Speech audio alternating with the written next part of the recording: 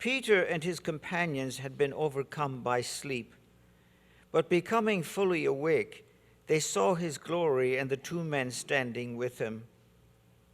As they went about to part from him, Peter said to Jesus, "Master, it is good that we are here.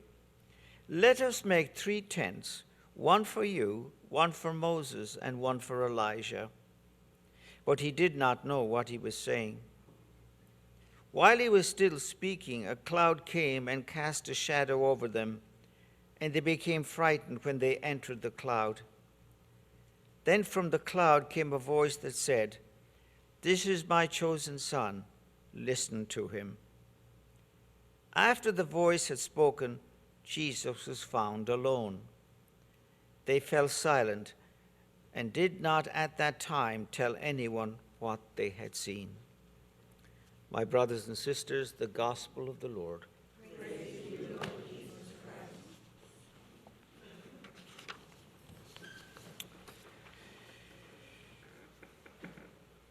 Transfiguration, transformation, metamorphosis.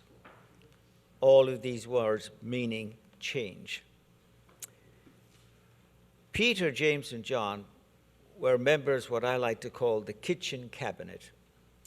You remember President Ronald Reagan had 3 or 4 very close friends, and they would meet in the kitchen from time to time to consult him or what have you, so they called him the kitchen cabinet. Well, it seems that Jesus had his own kitchen cabinet, Peter, James, and John.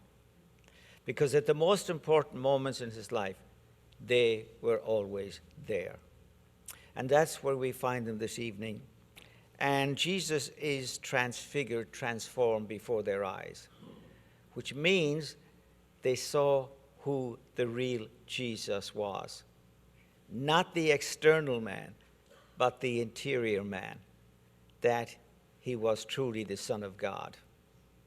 And that was approved for them by the voice from heaven. "This is my beloved Son, listen to him."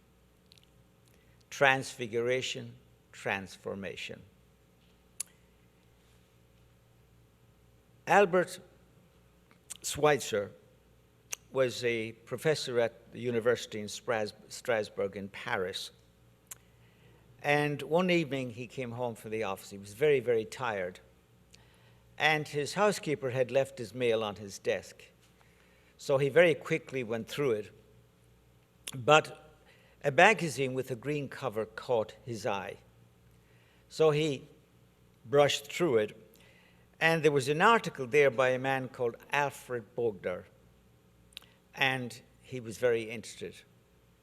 And one of the things that was in that article, Bogner wrote, "As I sit here, it is my prayer that the eyes of someone on whom the eye of God has already fallen will read this and be awakened to the call and say, 'Here I am.'" Moved by Bogner's request, he listened to the voice of God, Schweitzer, and then he decided, "Yes, here I am. I will go to Africa."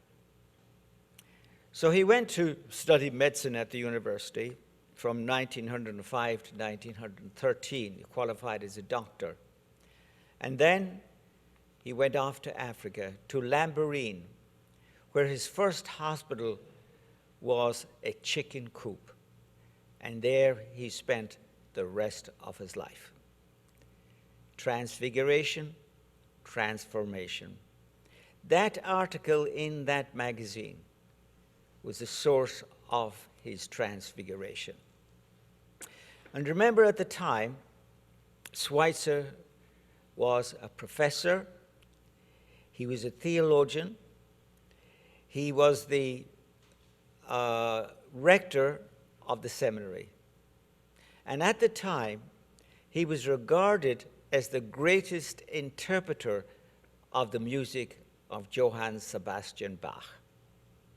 And yet he gave up all of this. He gave up prestige and everything that goes with it, and spent the rest of his life in French Equatorial Africa. That was a true, indeed, transfiguration. But transfiguration is all around us. You know, they had the funeral of Antonin Scalia this morning. And that was a transforming moment because as soon as he died, it changed the whole political system in this country.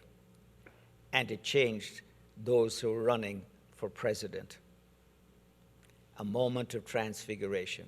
And you can be absolutely true that the man who will succeed him will also be a source of transfiguration that will affect the lives of all American people. But transfiguration occurs in our lives too. For example, the day you got married, that was a moment of transfiguration, of transformation that would change your life forever. And what about the day that your first child was born? What about the day that your child graduated from high school, from college or university? They were all moments of transfiguration that changed your life. And what about the day that your mother died? Your father died. A sibling died. Were these moments of change? They certainly were. And so we transfer all of these moments of transfiguration to the spiritual life. Your first communion, your confirmation, your marriage. All of these things were transforming moments in your life and continue to be moments of transfiguration. Every time we come to church should be a moment of transfiguration as we listen to the Word of God and we try to apply it to our own lives. Privileged to receive the body of the Lord every time we come to church. That course transforms us spiritually and strengthens us and nourishes us to tolerate the vicissitudes of life and to try and become a better follower of the Lord. And that, of course, is what the Lent season is all about. 6 weeks of transfiguration. So that at the end of Lent, we can look back and see that we have become different people, better Christians. The great Anglican Archbishop of South Africa was a man called Desmond Tutu. He was an extraordinary man and played a tremendous part in getting rid of that terrible system of apartheid in South Africa. He was the Archbishop of Cape Town. And on one occasion, he was talking about transfiguration, and he said this: God places us in the world as God's fellow workers, agents of transfiguration. We work with a God that injustice is transfigured into justice, so that there will be more compassion and caring, so that there will be more laughter and joy, so that there will be more togetherness in God's world. What beautiful words.